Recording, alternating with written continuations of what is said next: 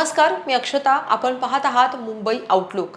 IAS भारतीय प्रशासकीय सेवेतलं सर्वात मोठं आणि जबाबदारीचं पद.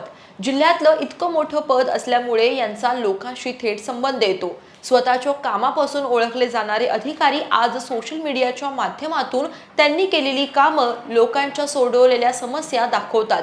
सोशल मीडियावर प्रशासनातले अधिकारी आजकाल फारच अपडेट असल्याचं पाहायला मिळतं.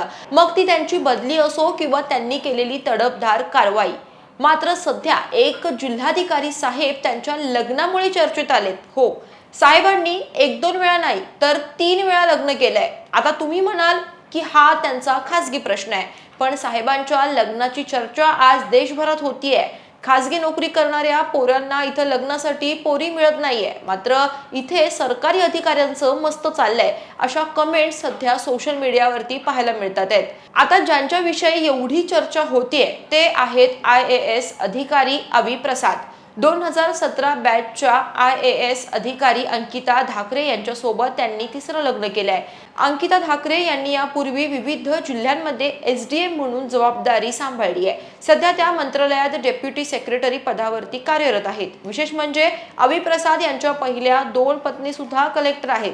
अभि प्रसाद यांचं पहिलं लग्न 2014 बॅचच्या IAS अधिकारी रिजू बाफना यांच्याशी झालं होतं. मात्र काही काळानंतरच त्यांच्यात मतभेद झाले आणि त्यांनी परस्पर संमतीनं घटस्फोट देखील घेतला.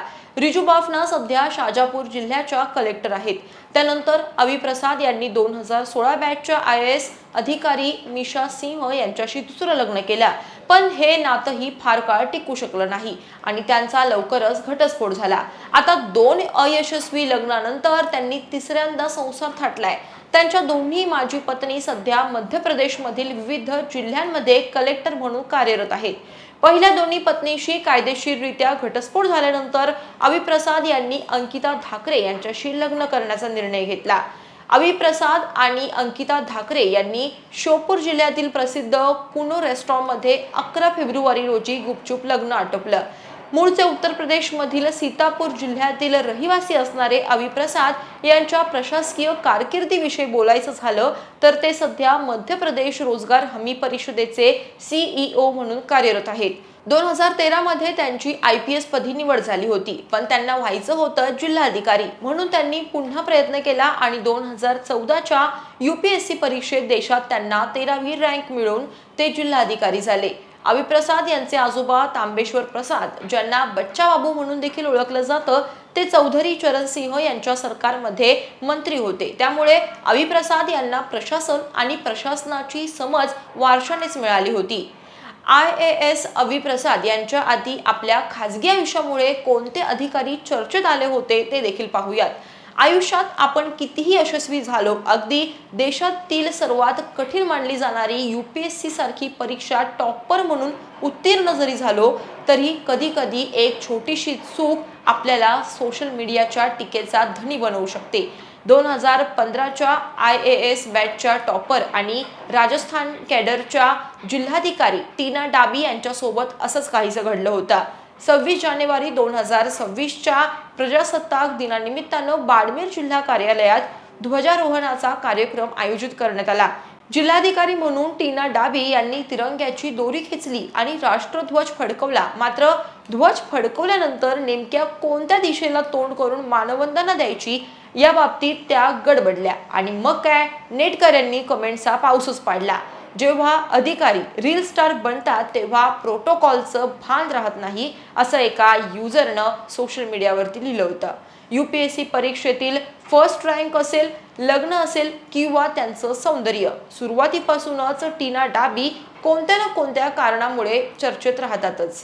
पुढे चर्चेत असणाऱ्या IAS अधिकाऱ्यांच्या लिस्टमध्ये जे नाव येतं ते आहे अमित कटारिया यांचं. IAS अमित कटारिया यांचा देशातील टॉप 10 श्रीमंत IAS अधिकाऱ्यांच्या यादीत समावेश असून छत्तीसगड केडरचे ते अधिकारी आहेत.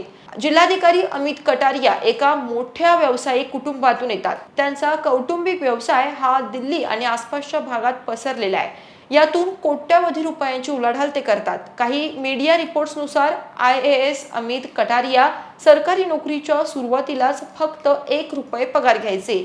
देशसेवेसाठी आपण या नोकरीत आलो असून पगार न घेणे ही आपली सर्वात मोठी सेवा असल्याचं त्यांनी सांगितलं होतं.